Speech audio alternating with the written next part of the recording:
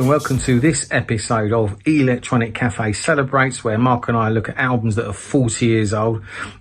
We kicked off with a banger on the first episode, which was Secret Wish by the Mighty Propaganda, and we keep pushing it up in terms of the envelope of talent and amazing music. In 1985, this came out, the incredible Songs from the Big Chair from Tears for Fears. It was the second studio album out in February 85. I think it's their most successful album to date. Yes, indeed it was. Songs from the Big Chair, coming nearly 2 years after their debut album The Hurtin', was produced by Chris Hughes, as was The Hurtin', and that is the same Chris Merrick Hughes, formerly the drummer for Adam and the Ants.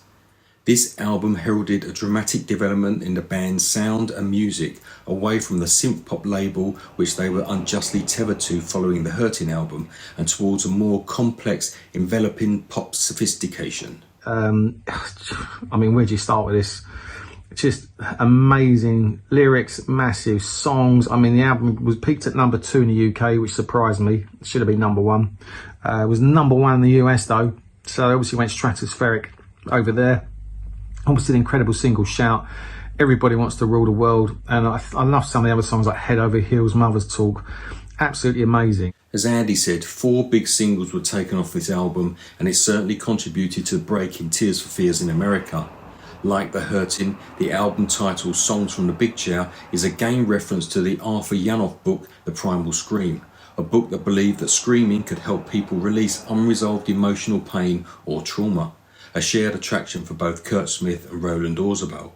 If The Hurtin' was the mental anguish, Songs from the Big Chair marked a progression towards emotional healing, and in this case the Big Chair was reference to the therapist's chair.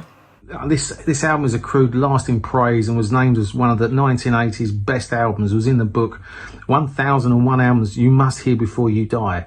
So worth checking out. I'm sure most people watching this know it, but if you haven't ever listened to this, shame on you. Check it out. It's amazing. Tears for Fears, Songs from the Big Chair. Happy anniversary.